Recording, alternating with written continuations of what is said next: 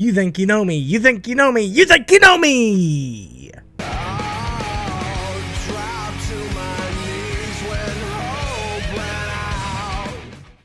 And welcome, ladies and gentlemen, this is PC here, and this is part 2 of my what if for Edge if he didn't retire in 2011. So before we get started, let's go with a little bitty recap so that way everybody's caught up, okay?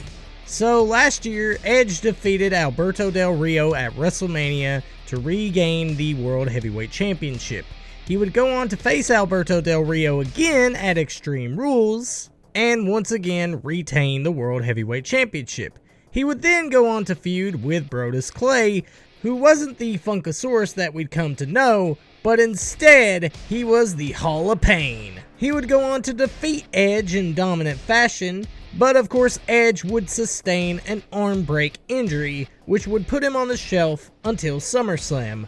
Edge would then make his return to continue his feud with Brodus Clay. However, this time things were more personal as Brodus Clay attacked his friend Christian. Edge would then go on to SummerSlam to face Brodus Clay. However, Brodus Clay used the championship advantage by DQing himself. Thus, Edge did not win the World Heavyweight Championship. Edge would then proceed to attack Brodus Clay every chance that he got because this was personal to him. He didn't care about the World Heavyweight Championship at this point. All he cared about was getting revenge. If he won the championship, oh well. If he didn't, oh well. As long as he avenged his friend, that's all that mattered to him. But of course, at Night of Champions, Edge would go on to defeat Brodus Clay for the World Heavyweight Championship, only for Daniel Bryan to cash it in on him thanks to Christian, who decided to turn on Edge. Like, what's up with that? Edge would then go on to feud with his best friend Christian. They would have an unsanctioned match at Vengeance where they completely decimated each other, yet there was no winner for that match. So their feud would continue all the way up until Survivor Series. And it was at Survivor Series that Christian managed to defeat Edge, proving himself to be the better man between him and Edge. Christian, of course, would continue on the rest of the year being a heel, while Edge basically took some time off to rehab his neck injury, which he sustained during the match. Now, this isn't going to be as severe as his actual neck injury. Instead, I'm playing a little bit of kayfabe around this, so that way that Edge can continue his career until WrestleMania 30. But anyways, this is what 2012 is shaping up to be for the Rated R Superstar. So with this neck injury, Edge will not be able to compete in the Royal Rumble.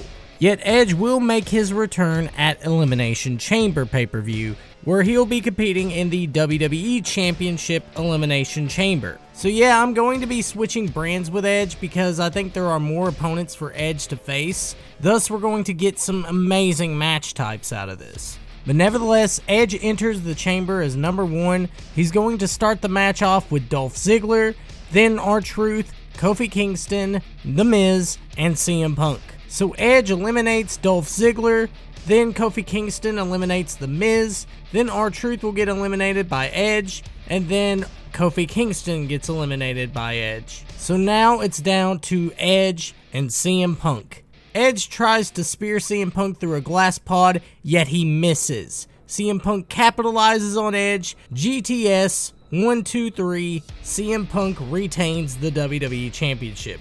And it is after the match that Edge spears CM Punk and officially turns heel. It is on the next night on Raw that Edge challenges CM Punk for the WWE Championship at WrestleMania. He goes on to say that Punk is not the best in the world, but he is the best in the world because he is the ultimate opportunist, and he will do everything to prove that at WrestleMania. CM Punk comes out and says, "After what you did to me at the Elimination Chamber last night, I don't think you deserve a WWE title shot at Mania, but I guess we got a little score to settle, so why not?" CM Punk drops the mic, he goes in after Edge, Edge runs away like a coward.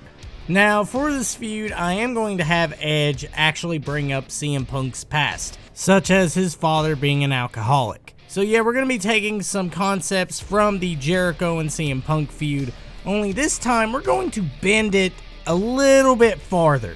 Edge actually goes to CM Punk's dad's house. The cameras are rolling on CM Punk's dad, who is drinking. Edge is just sitting there mocking CM Punk's dad, calling him a miserable failure just like his son.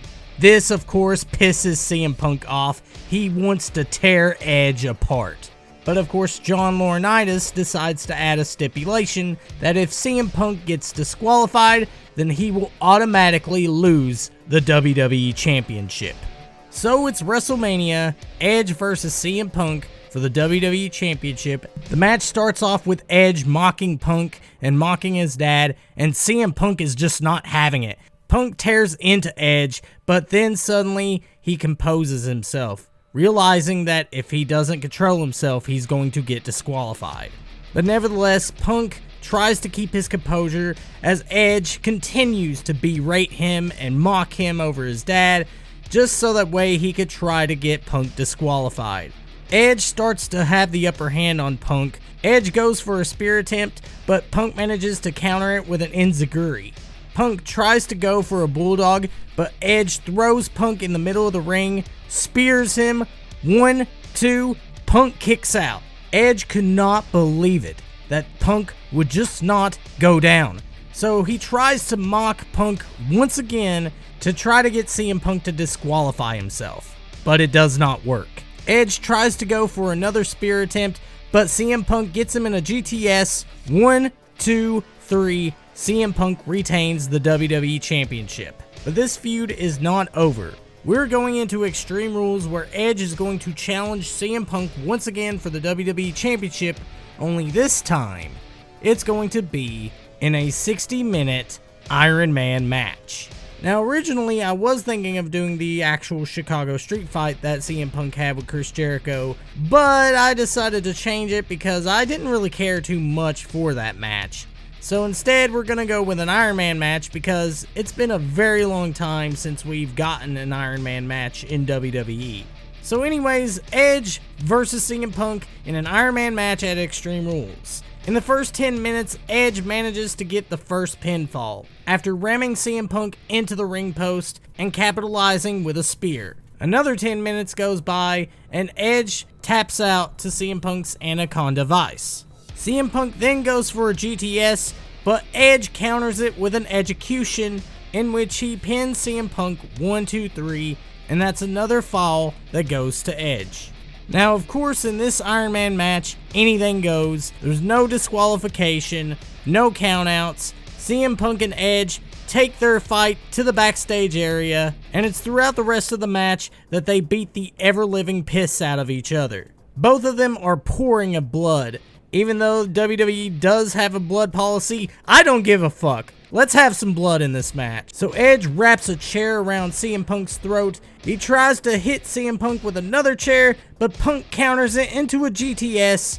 1, 2, 3. Punk gets another fall. So now Edge and CM Punk are both tied, and they only have 30 seconds left.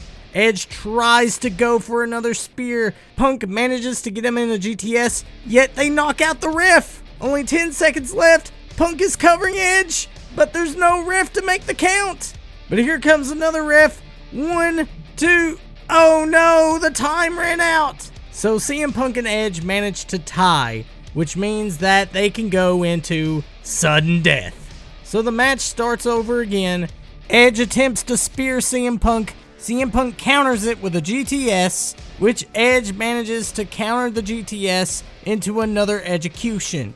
Edge goes for the pin. 1, 2, CM Punk kicks out, but then Edge tries to get him into another execution. CM Punk counters it with a GTS, and then he makes the pin. 1, 2, 3, CM Punk retains the WWE Championship. The crowd is on their feet, roaring applauses at both CM Punk and Edge. We're able to put on a spectacle that hasn't been seen since Bret Hart and Shawn Michaels. Dave Meltzer awards this match a 5-star rating, and it becomes Observer Match of the Year.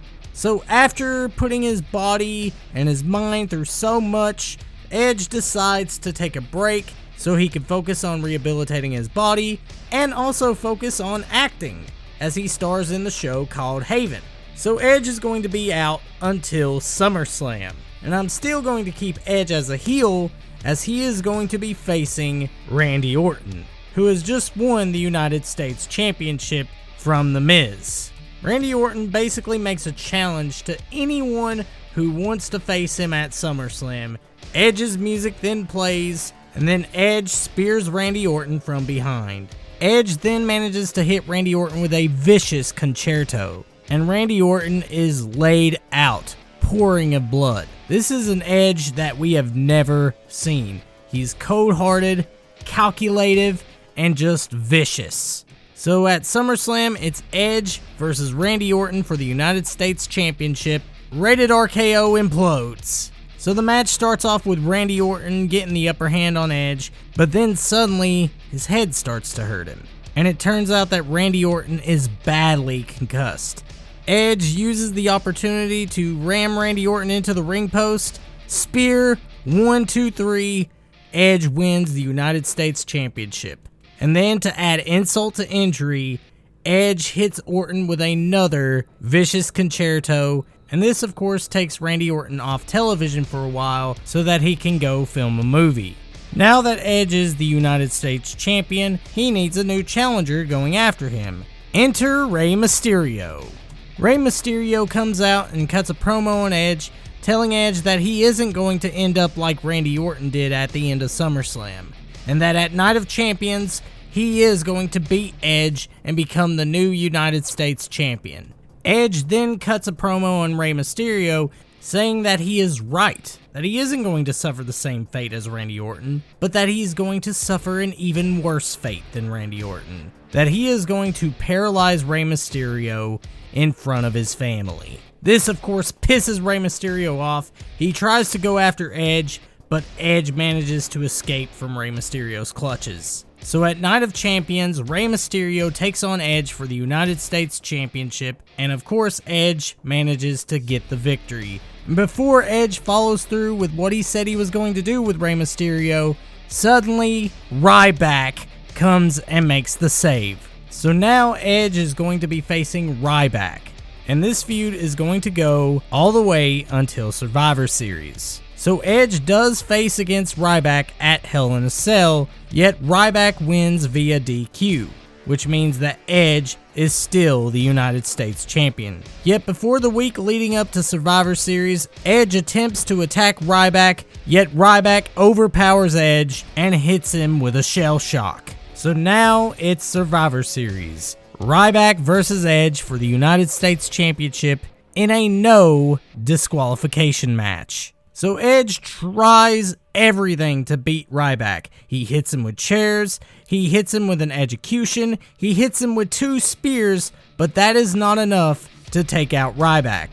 And Ryback manages to hit Edge with a shell shock on a steel chair to pick up the victory and win the United States Championship. Edge would then get a rematch against Ryback at TLC, but unfortunately Edge would lose to Ryback again. And that is how we're going to end 2012 for Edge. So that's how I would book Edge in 2012. He's had a fantastic year as a heel. He managed to get 2 chances at the WWE Championship, and one of those matches being an excellent 5-star match. He also got the chance to win the United States Championship. He faced off against Randy Orton, Rey Mysterio, and then of course he put over a newcomer, Ryback, which I know a lot of people may not agree with that, but you guys got to keep in mind that Ryback was getting over, and I do plan on making a video about that later on in the future.